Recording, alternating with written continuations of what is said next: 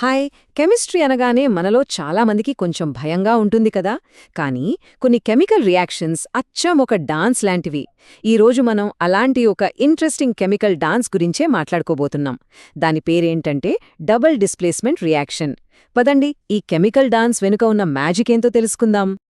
ఈ విశ్లేషణలో మనం ఏం చూడబోతున్నామంటే, ముందుగా ఈ రియాక్షన్ని ఒక గ్రేట్ పార్ట్నర్ స్వాప్ లాగా ఎందుకంటారో చూద్దాం. ఆ తర్వాత ఈ కెమికల్ డాన్స్ జరగడానికి ఉన్న రూల్స్ ఏంటో తెలుసుకుంటాం.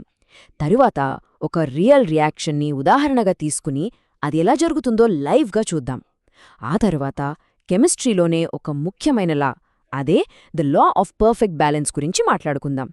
ఇక చివరగా మనం నేర్చుకున్నదంతా గుర్తుపెట్టుకోవడానికి ఒక సింపుల్ కెమిస్ట్రీ చీట్ షీట్తో ముగిద్దాం. ఓకే, అయితే మనం మొదటి టాపిక్లోకి వెళ్ళిపోదాం, ద గ్రేట్ పార్ట్నర్ స్వాప్. అసలు ఈ రియాక్షన్ సీక్రెట్ అంతా ఈ పేర్లోనే ఉంది.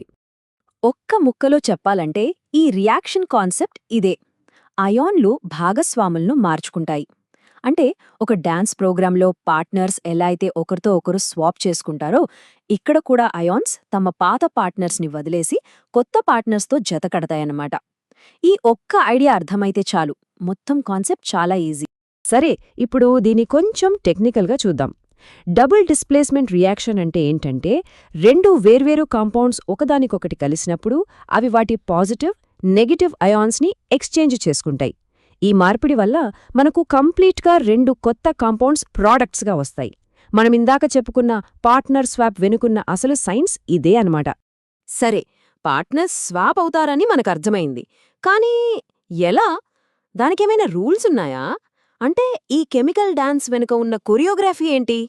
ఇప్పుడు ఆ రూల్స్ ఏంటో చూద్దాం. చూడండి, ప్రతి డబుల్ డిస్ప్లేస్మెంట్ రియాక్షన్ కూడా ఈ సింపుల్ ఫార్ములానే ఫాలో అవుతుంది. AB plus CD gives AD plus CB. ఇదొక సీక్రెట్ కోడ్ లాంటిది. దీన్ని మనం అర్థం చేసుకుంటే ఏ రియాక్షన్ను అయినా ఈజీగా గుర్తించవచ్చు. ఇంతకే ఫార్ములాలో ఉన్న ఏ, బి, సి, డీలేంటి? చాలా సింపుల్. ఇక్కడ ఏ, సి అనేవి పాజిటివ్ అయాన్స్, వీటినే క్యాటయాన్స్ అంటాం. బి, డి అనేవి నెగటివ్ అయాన్స్, వీటిని యానయాన్స్ అంటాం. రియాక్షన్లో ఏం జరుగుతుందంటే, పాజిటివ్ అయాన్ ఏ తన పాత నెగటివ్ పార్ట్నర్ బిని వదిలేసి ఇంకో పాజిటివ్ అయాన్ సి యొక్క నెగటివ్ పార్ట్నర్ డితో కలుస్తుంది. అదే టైంలో సి వెళ్ళి ఏ యొక్క పాత పార్ట్నర్ బితో జతకడుతుంది. చూసారా, సింపుల్గా పార్ట్నర్స్ని ఎక్స్చేంజ్ చేసుకునేంతే. అయితే అసలు ఈ పార్ట్నర్ స్వాప్ ఎందుకు జరగాలి? ఊరికే జరగదు. దీని వెనక కొన్ని స్ట్రాంగ్ రీజన్స్ ఉన్నాయి. రియాక్షన్ తర్వాత నీటిలో కరగని ఒక ఘన పదార్థం అంటే ప్రెసిపిటేట్ ఏర్పడితే ఈ రియాక్షన్ జరుగుతుంది. లేదా నీరు అంటే వాటర్ ఫామ్ అయినా జరుగుతుంది. లేదా ఒక గ్యాస్ రిలీజ్ అయినా సరే ఈ రియాక్షన్ జరుగుతుంది. ఈ మూడింట్లో ఏది జరిగినా ఏర్పడిన కొత్త ప్రోడక్ట్స్ పాత వాటికంటే ఎక్కువ స్టేబుల్గా ఉంటాయన్నమాట. ప్రకృతి ఎప్పుడూ స్టెబిలిటీ కోసమే చూస్తుంది. సరే, ఇప్పటిదాకా మనం చెప్పుకున్నదంతా థీరీ. ఇప్పుడు ఈ కాన్సెప్ట్ను ఒక రియల్ ఎగ్జాంపుల్తో చూస్తే మనకు ఇంకా బాగా అర్థమవుతుంది.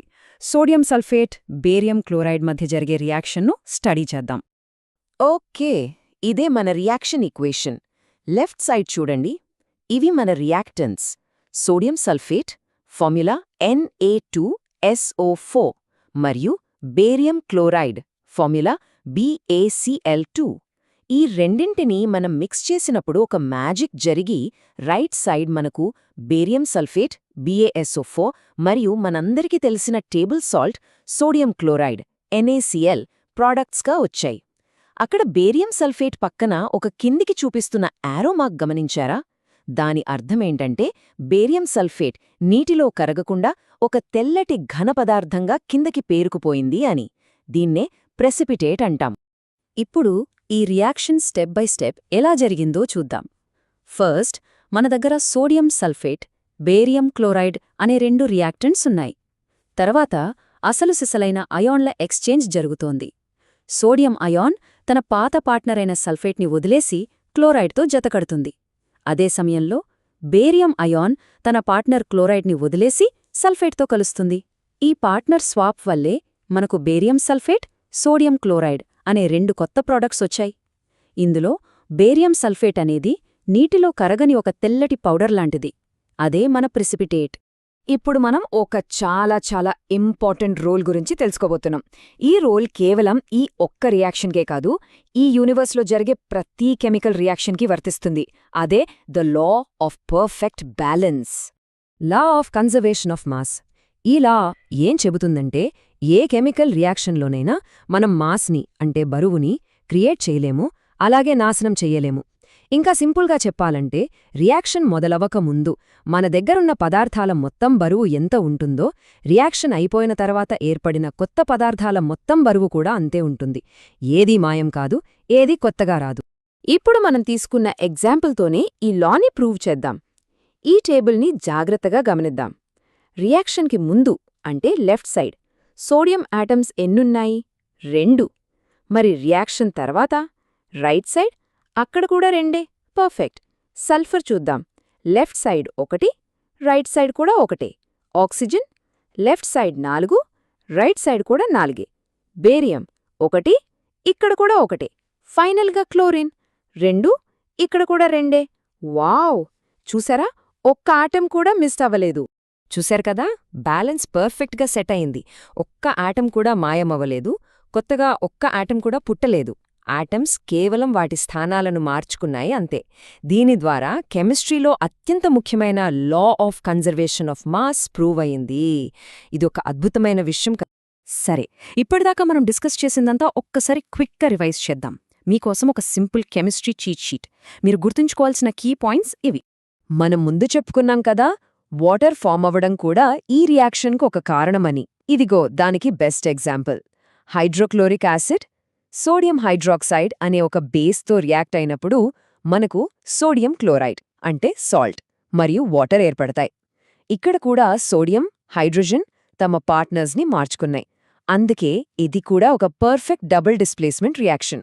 సరే, ఫైనల్గా మనం గుర్తుపెట్టుకోవాల్సిన ముఖ్యమైన విషయాలు ఏంటంటే 1. డబుల్ డిస్ప్లేస్మెంట్ అంటే సింపుల్గా అయాన్లో పార్ట్నర్ స్వాప్. 2. ఈ స్వాప్ జరగాలంటే ప్రెసిపిటేట్, వాటర్ లేదా గ్యాస్ లాంటి ఒక స్టేబుల్ ప్రోడక్ట్ ఏర్పడాలి. 3. అన్నిటికన్నా ముఖ్యంగా ఏ రియాక్షన్లోనైనా మాస్ అనేది మాయమవ్వదు. అదే law of conservation of mass. అందుకే 4వ పాయింట్, ఈక్వేషన్కి 2 వైపులా ఆటమ్స్ సంఖ్య ఎప్పుడూ సమానంగా ఉండేలా మనం దాన్ని బ్యాలెన్స్ చేయాలి. ఈ విశ్లేషణను ఒక చిన్న ప్రశ్నతో ముగిద్దాం. ఏ రియాక్షన్లోనైనా పదార్థం అంటే మ్యాటర్ నిజంగా ఎప్పటికీ నాశనం కాదు, మాయం కాదు అనుకుంటే మరదంతా ఎక్కడికి వెళ్తున్నట్టు? ఎలా ఒక రూపం నుండి ఇంకో రూపంలోకి మారుతుంది? దీని గురించి కాస్త ఆలోచించండి.